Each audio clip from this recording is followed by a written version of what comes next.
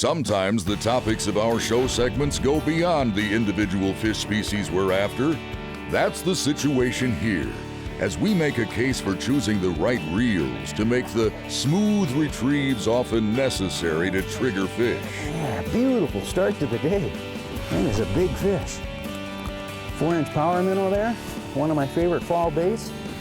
Man, beautiful fish. You know, so often in these programs we talk the presentation process, because that is, of course, how you finally put fish in the boat. So always right combination, rod, reel, line, and then typically we talk about the lures so often. But today what I want to do is I want to take a different tact, and I want to talk about spinning reels specifically, how they operate and how to choose the best, not just the best ones, but the right one for what you happen to be doing. So back we go, big buddy, and we'll see you another day. You know, so the fundamental, most typical advice that you will see when it comes to advice about choosing a spinning reel is that line size is going to determine your reel size or your choice of the reel. So 4-pound line, 6-pound line, you're going to go with a smaller reel. Heavier line, you're going to go with a bigger reel. Now, nothing wrong with that advice, except that for the most part, when it comes to reel efficiency, all around longer casts, smoother retrieves, total efficiency, you don't want to choose a smaller reel. You want to err on the side of always choosing a little bit larger reel. So let me show you. I've got 4 different sizes of reels here, and this is fundamentally what we're going to talk about for the rest of the day. So basically, in most reel lineups, you're going to have at least 4 different sizes of reels.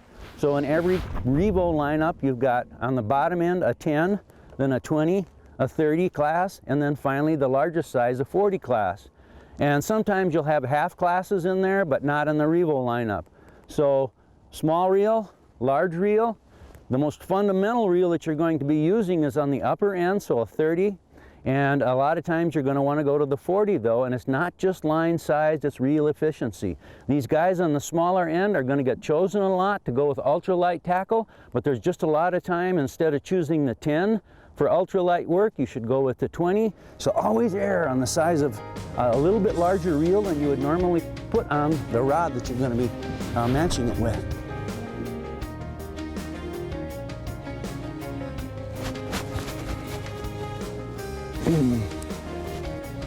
Look, not bad, they're all fun, that's for sure. Fall afternoon here, before the water temperature crashes. Nice, nice, nice.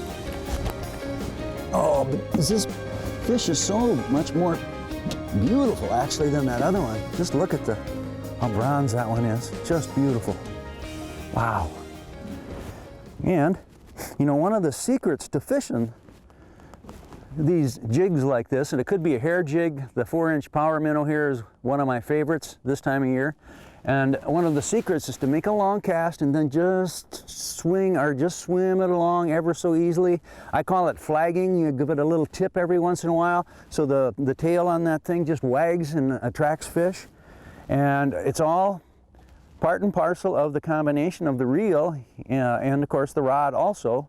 But the reel is vital in its smoothness, and of course you get in many cases what you pay for. So the upper end Revos have more ball bearings, so they're smoother, but there's more to the smoothness and the sensitivity in a retrieve than that. So these spinning reels, just like a casting reel, they have a retrieve ratio to them, and all of the Revos, all 6 of them in the lineup, have the same retrieve ratio at 6.2 to 1. So retrieve rate has to do with the diameter of the spool and of course the retrieve ratio. So that 10, every time you go around one reel turn with the 10, you pick up 30 inches of line.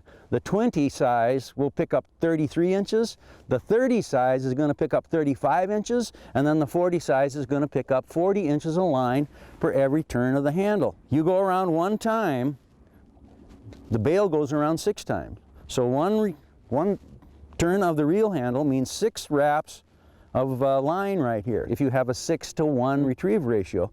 So it's the combination of that retrieve ratio speed, that retrieve speed, and the diameter of the spool that makes you be able to pick up the amount of line that I just mentioned right there. And that is a matter of efficiency again and smoothness, because what you want is you don't want to be having to do the egg beater thing with the little tiny reels going around fast, fast, fast. You're having to make a lot of turns of the reel handle, and that's what ruins sensitivity.